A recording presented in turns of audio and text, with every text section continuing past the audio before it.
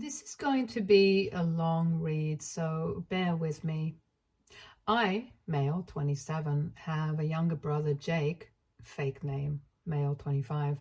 Jake and I have been close as brothers, and we've had a very normal sibling relationship, or so I thought. Maybe I was oblivious to what was going on, or maybe he was really good at hiding his true emotions. This story also involves my ex-girlfriend, Ruth, female 27, and my now wife, Zara, female 24. Jake, Zara, and I went to the same school. I was a couple of years older than them, so I never interacted much with Zara.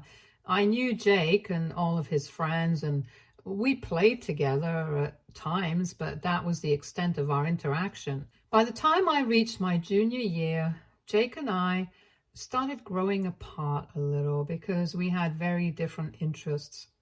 I kind of figured that something like this would happen and that it was a natural outcome of growing up, so I didn't really push for a close relationship with him. We did hang out occasionally, but we didn't share secrets. Boys don't really do that, so it didn't bother me much either. The only thing of significance to this story is that while I was about to leave for college, Jake was hanging around with a couple of his friends and their girlfriends, one of whom was Zara. Before you start accusing me of being a creep or a groomer for going after a 15-year-old, I want to make it clear that nothing of that sort happened. I met all the kids over there, and one of them asked me whether I was going to college. When I told them, Zara chimed in that it was her dream university, and I just remarked that she was more than welcome to ask for my help. When she replied, that was it. I had no other interaction with her at school. I then went off to college and forgot all about that little interaction because it was inconsequential. In college, I met Ruth, and we were classmates. We hit it off instantly. It took me a while to ask her out, and I managed to do so in my third year of college. She said yes, and we started dating. At the beginning of the relationship, everything was great. We understood each other well because we were struggling with similar things and wanted a similar life for ourselves. So I felt like I really understood her. I landed a well-paying job right out of college, but unfortunately, Ruth did not. I was more than willing to help her out, and we decided to move in together to save costs. She was applying for jobs left, right, and center, but somehow, even after making it to the interview stage, she never got accepted. I knew this was taking a mental toll on her, and while I did earn enough for the two of us, it was still difficult to save much because it was so early on in my career. She kept applying to different places for over a year, but with no luck. It was devastating for her, and I tried to be as supportive as possible. However, soon after, she got the idea that we could live comfortably on my income alone, and she stopped trying altogether. Initially, I thought she was just exhausted from applying and getting rejected, and that it was taking a mental toll on her, so I welcomed the change. I told her to take some time off and do things she enjoyed, which is what she did. This went on for 3 or 4 months, and she got happier, less stressed, stopped complaining as much, and was in a much better mental state than before, and I was happy for her. I thought I'd gently nudge her to start looking for jobs again in the next few weeks. A month later, I broached the topic, but she had a very bad reaction to it, saying that just the mere mention of going through that harrowing process again was enough to make her cry, and she told me not to bring it up again. She said she would start applying when she was ready. I trusted her word and didn't want to pressure her or come off as unsupportive, so I agreed. 2 years after I got my job, I received a promotion with a significant raise. I was overjoyed because now I could finally start saving and doing things I enjoyed. For the last 2 years, I had to put many of my desires on hold in order to support 2 people on my income. Coupled with Ruth's mental health struggles, my own hobbies naturally took a back seat. I was relieved that I could now have some money to enjoy myself. However, the minute Ruth found out that I had received a raise, she started begging me to help fund her niece's education. Ruth's brother was broke and could never hold a job for more than a couple of months. He had gotten a woman pregnant and had no idea. The issue was that the woman died, leaving no family, so the child went to Ruth's brothers. And he was thoroughly unequipped to take care of another human being. Ruth begged me, saying she loved her niece, I don't know how, as they had only met twice, and that she would never forgive herself if she couldn't help her out. This was all becoming too much for me, so I told her that I'd think about it and left it at that. Part of me was genuinely considering giving her the money, but another, nastier part of me thought that it was her niece, and she could get up and pick up a job, any job, and help her out. I drank a lot that night, and as I kept drinking, all the rationale and logic that I had buried in my mind suddenly came rushing to the surface. I had always suspected that Ruth was trying to leech off of me, but I never gave much weight to those thoughts because I was in love with her. However, I couldn't shake those feelings anymore. I was funding her entire life, which I was happy to do, but to expect me to fund her niece the minute I got a raise, especially at the cost of what I wanted for myself, seemed a bit much. I knew it was time to take a stand for myself, because if I started funding the niece now, I'd never be able to get out of it for the rest of my life.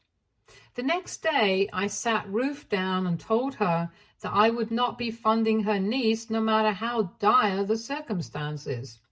I also told her that if she felt bad for the poor kid, she was more than welcome to pick up a job and help her out. That would be her money, and I didn't care what she did with it. She tried to butt in, saying that I was being cruel and that an unfortunate child needed my help, but I wasn't having any of it. I also told her that if she wasn't going to get a job, the division of household chores was going to change. We had no kids and no pets, so I expected her to pick up 80% of the chores if she wasn't contributing financially. I told her that I had slaved away for the last 2 years, juggling work and home and supporting her. But now I needed a break. If she wasn't willing to support me monetarily so that I could have more money for myself, then she had to help take some of the workload off of me. To say that she started yelling would be an understatement. I don't think I've ever had the unfortunate experience of listening to such high decibels before. It was a miracle I didn't leave the conversation with my ears bleeding.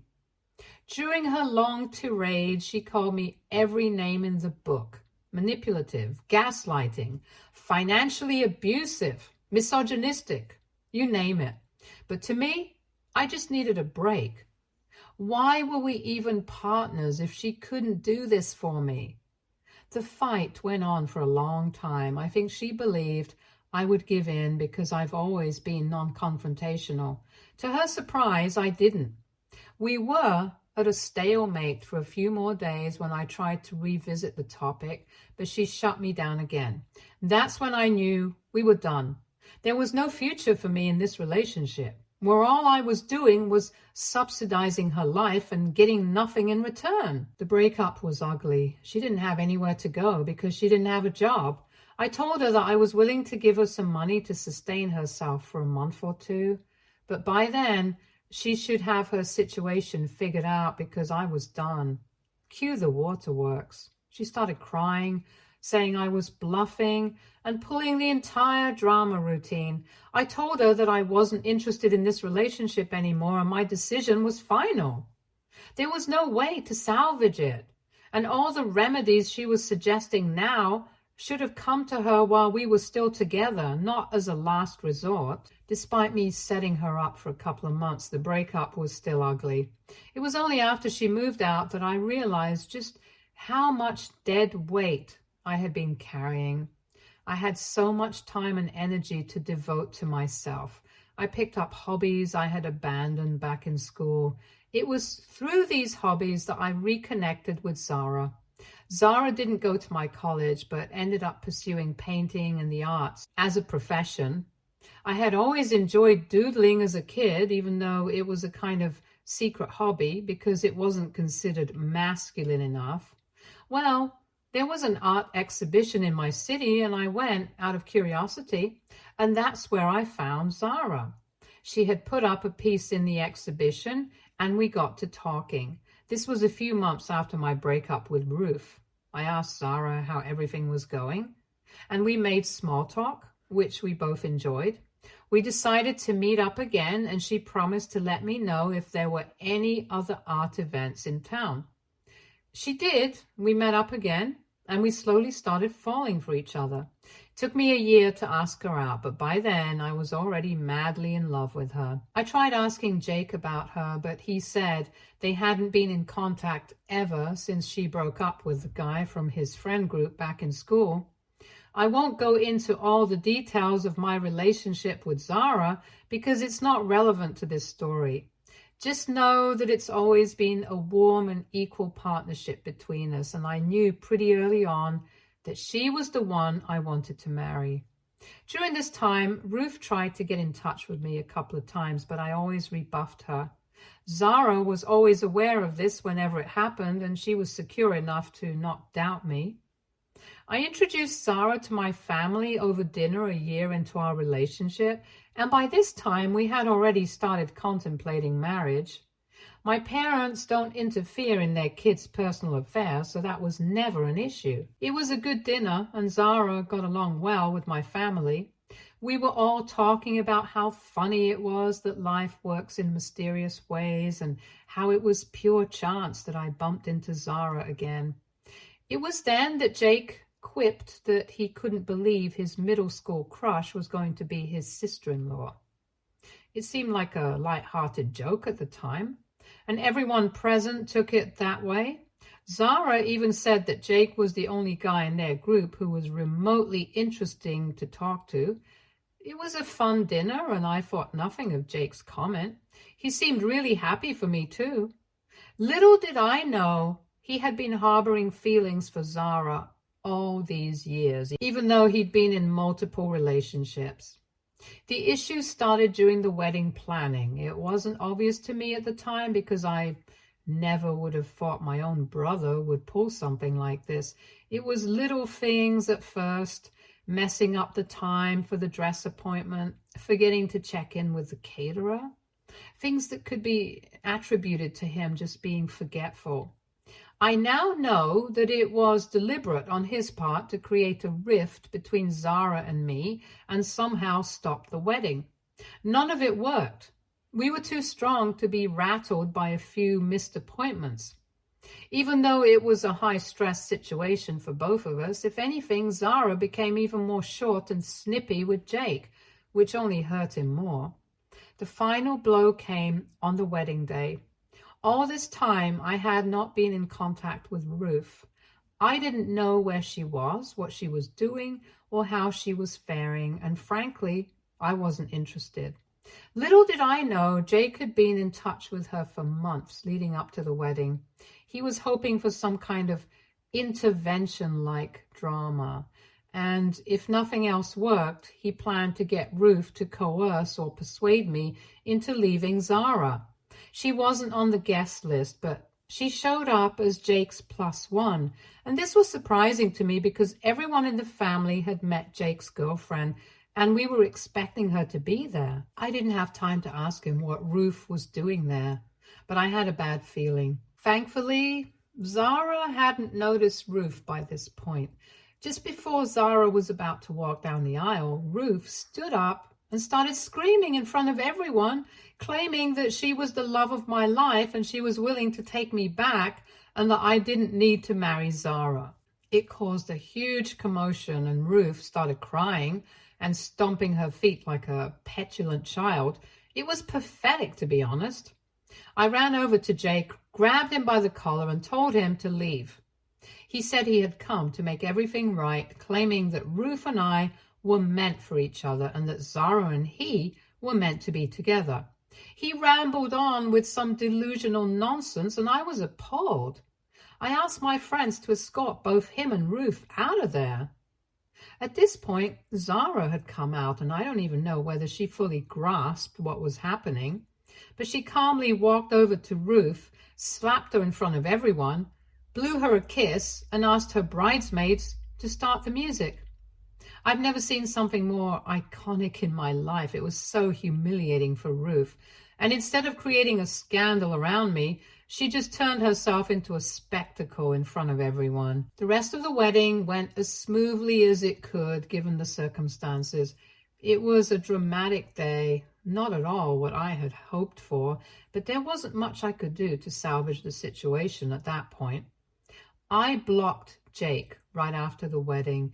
I wasn't interested in hearing his side of the story because he had already shown me plenty. It was disgusting and despicable, more so because Zara and Jake had never even shared any real bond. He was delusional and frankly dangerous to be around. Most importantly, I felt horrible for his girlfriend, Violet. A few days after the wedding, I called Violet to ask why she wasn't at the wedding and why Jake didn't bring her as his +1. I wanted to know what kind of story he had been feeding her before I decided to meddle in their relationship. She was pretty short with me, saying I didn't have to pretend to like her and that she would much rather I drop the facade and be honest with her. I knew instantly that Jake had used either me or Zara as an excuse to keep her from coming to the wedding. I asked her why she was saying that. She told me to cut the act because Jake had already told her that she wasn't invited. That's why he didn't get a +1 for the wedding. She said she didn't mind him going and didn't mind that we didn't like her, but she was very put off by the fact that the entire family pretended to like her when in fact we couldn't stand her. I emphatically told her none of that was true and that Jake had misled her. I begged her not to tell Jake or our parents about our conversation for the next 2 weeks, and Zara and I would meet her after we returned from our honeymoon. She said she wouldn't betray Jake for us, so I had to send her a photo of the actual invitation that was sent out to Jake, which clearly had a +1. I also sent her screenshots of my conversations with Jake, where I confirmed her attendance with him. She said she didn't believe us. I told her I understood and that we weren't asking her to trust us. We just wanted her to keep quiet until we could meet and clear up the miscommunication. She agreed, but I didn't know if she would actually stick to it. I could only hope nothing would go wrong while I enjoyed my honeymoon, but I was really looking forward to showing Violet Jake's true colors. Update 1. I didn't realize this story would gain so much attention. My inbox is flooded with people asking for updates, but as I said, I was out enjoying my honeymoon and didn't bother to check Reddit. Fortunately, nothing untoward happened during the honeymoon itself. Jake remained blocked and he didn't try calling me. Violet sent a short text saying she hadn't talked to Jake about our conversation, but wanted to meet as soon as I returned from my honeymoon. The meeting happened a few hours ago. We met at a cafe because Violet didn't feel comfortable coming to our home. She was very defensive at first, with her body language and attitude making it clear she wasn't interested in listening to us. But we told her what had happened in detail. At first, she refused to believe us, calling us crazy for accusing Jake like that. However, during the honeymoon, I asked some friends if they had any videos from the wedding. While there wasn't one video that captured the entire ordeal, a few people were making videos and we managed to roughly piece the incident together. I showed those videos to Violet and then explained the whole Ruth situation. That's when she started to believe us. She asked Zara if there had ever been anything between her and Jake, and Zara firmly said no. Violet found it hard to believe that Jake would be so delusional about everything, especially if there was nothing going on. Zara said she was baffled as well. There had been a maximum of 10 to 12 in-person interactions, and she didn't know when or how Jake fell for her or assumed she had fallen for him. We told Violet we thought it was our duty to make her aware of what was happening, and that she was free to do whatever she wanted with the information. We also told her that we had blocked Jake and were going no contact with him, and we didn't see that changing anytime soon, if ever. She said she understood where we were coming from, but she also said she wanted to confront Jake and do it as soon as possible. We tried to dissuade her a little, but she said she owed it to herself, especially since she was pregnant, to know whether it was wise to stay with Jake. Both Sarah and I congratulated her on the pregnancy and told her we would support her no matter what. She said she was sure she wanted to proceed with the confrontation, but for that, she would have to disclose that we had reached out to her and shared everything.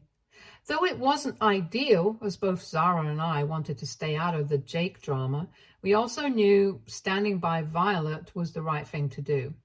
We told her she had our full support and we would do whatever it took to help her out. That was all that happened at the meeting, but I know this isn't the end. Things are about to blow up for Jake and he has absolutely no idea what's coming.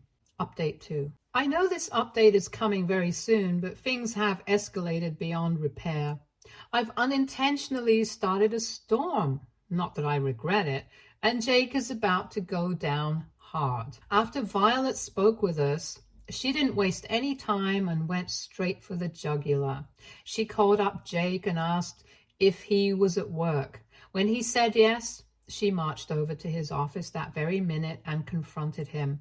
Things got ugly. She went straight into his office. She was allowed in because she told them she was dropping off some files for him and asked if he had pulled the stunts we had told her about. Jake tried to tell her it wasn't the place to talk and that they would talk once he got home, but Violet wasn't having it. There was a fair bit of yelling involved and HR had to be called up to his floor. Here's where things get even better or worse for Jake. The HR assistant asked Violet who she was and why she was creating such a scene, and Violet told her she was Jake's girlfriend and that she was pregnant. To her surprise, Jake denied it. He denied being her boyfriend outright. There was more yelling, and Violet was eventually escorted out. When Jake went home that day, a storm was waiting for him. They got into a massive fight, the details of which I don't know. What I do know is that it came to light that Jake had been cheating on Violet for a long time. And the woman he was cheating with was none other than the HR assistant who had intervened during the confrontation. So Jake is screwed.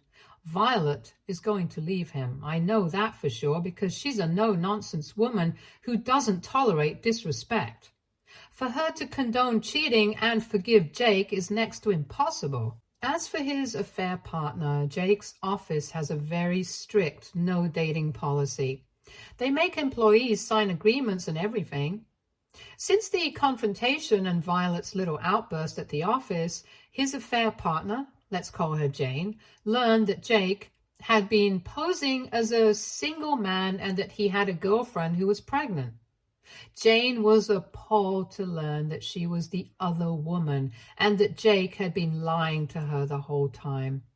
Word got around like wildfire, and Jake is now under fire at work for what he did. And to make matters worse for him, Jane has connections with the higher-ups in the company, so Jake is screwed in more ways than one.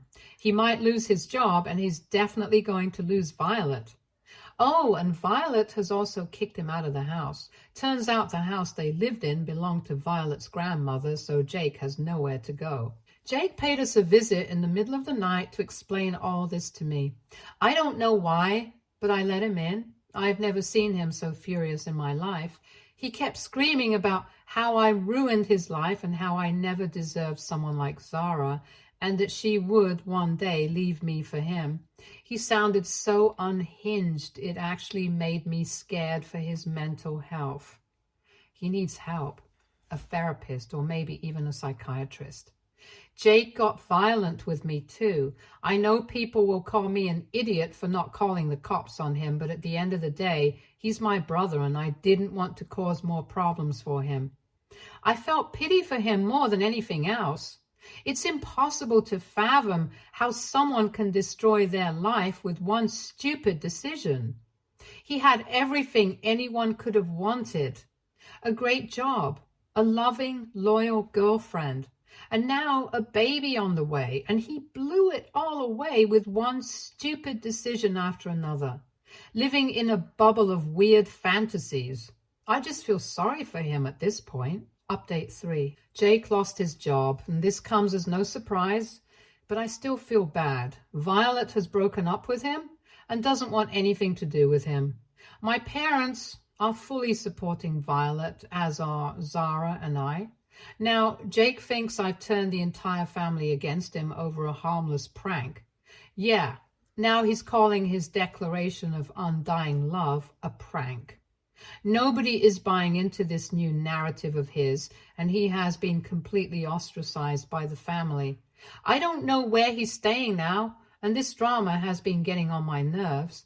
I'm a newlywed, and I can't keep running around dealing with the mess Jake has made. I know I started this by involving Violet in the first place, and I'm glad I did, but I never anticipated it would blow up this big. It's a total mess, and I don't see how Jake can recover from this. My parents are furious with him for throwing everything away and basically being a scumbag, and I don't blame them. We weren't raised like this, and I don't know how he turned out this way. That being said, this will be my last update. Zara and I have decided we need to leave all this behind us. We will be there for Violet and our niece or nephew in whatever capacity she needs, and she will always have a home with us, but other than that, we're done. Thank you, Reddit, for all the advice. I never thought I'd have a dysfunctional story of my own to share, but well, it is what it is. Stay tuned for more stories from Argo Relationships.